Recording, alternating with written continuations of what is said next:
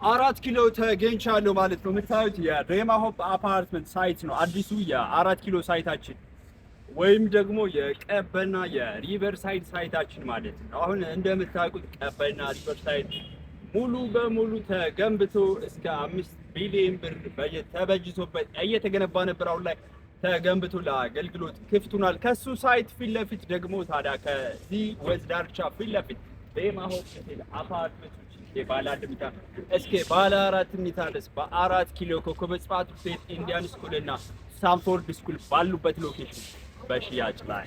ታዲያ እዚህ ጋር አፓርትመንትን ለመግዛት ከእናንተ የሚጠበቀው 15% ብቻ ነው። ሌላውን ከ2 ዓመት እስከ 3 ዓመት ቀስ ብላችሁ።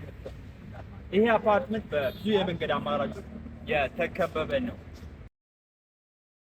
ታዲያ ይሄ የምታዩት አፓርትመንት አሁን ላይ በፍጥነትና በጥራት እየተገነባ ያለ በመሀል 4 ኪሎ ከባለ 1 መኝታ እስከ ባለ 4 መኝታ ድረስ መኖሪያ ቤቶቹን ሬማ ሆፕ ሪሲት በቀበና የወንዝ ዳርቻ ፕሮጀክት አጠገብ በቅንጦት እየገነባ ነው። እነዚህ መኖሪያ ቤት አፓርትመንቶች አሁን ላይ በ15% ቅድመ ክፍያ ብቻ፣ ሌላውን ደግሞ እስከ 2 ዓመት እስከ 3 ዓመት ቀስ ብላችሁ የምትከፍሉትን አፓርትመንት ባለ 1 መኝታ 75 ካሬ 88 89 የካሬ አማራጮችን እንዲሁም ደግሞ ባለ 2 መኝታ 121 127 140 እና 151 ሌግዘሪ ባለ 2 መኝታ ቤቶችን ባለ 3 ደግሞ 186 181 የካሬ አማራጮችንና ሰፊውና በጣም ሌግዘሪ ቤት ደግሞ 256 ካሬ ባለ 4 መኝታ አፓርትመንት እየሸጥን ነው። እነዚህ አፓርትመንቶች አሁን ላይ በፍጥነትና በጥራት እየተገነቡ ያሉ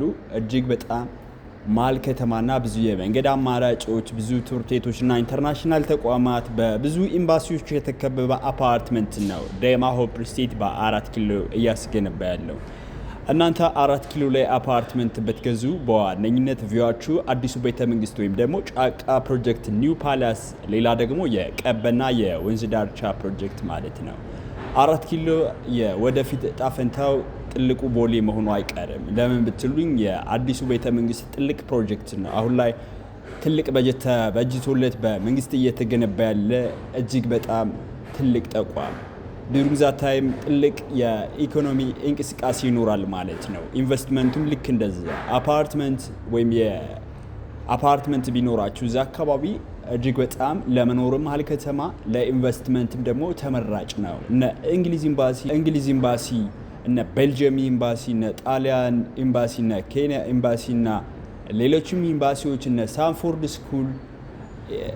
ሳንፎርድ ስኩል እንዲሁም ደግሞ ኢንዲያን ስኩል እና ሌሎችም ኮከበ ጽባህ ትምህርት ቤቶች ባሉበት ሎኬሽን በቀበና የወንዝ ዳርቻ ፕሮጀክት አፓርትመንቶቹ ዛሬውኑ የግላችሁ ማድረግ ትችላላችሁ። እኔ ካሳው ነኝ የሬማ ሆፕ ሪል ስቴት የሽያጭ አማካሪ። ስለ ሬማ ሆፕ ሪል ስቴት እንዲሁም ደግሞ ቦሌ አካባቢ የንግድ ሱቆቹን እየሸጥን ነው። እናንተም ስለ ሬማ ሆፕ ሪል ስቴት በ4 ኪሎ ስለተገነቡና ስለሚገነቡ አፓርትመንቶቻችን እንዲሁም ስለ ቦሌ ኤድና ሞል የንግድ ሱቆች መረጃ ስትፈልጉ ወታች በማስቀመጥ ላስል ኮንታክት ብታደርጉኝ ሙሉ መረጃ መስጣችሁናል ማለት ነው።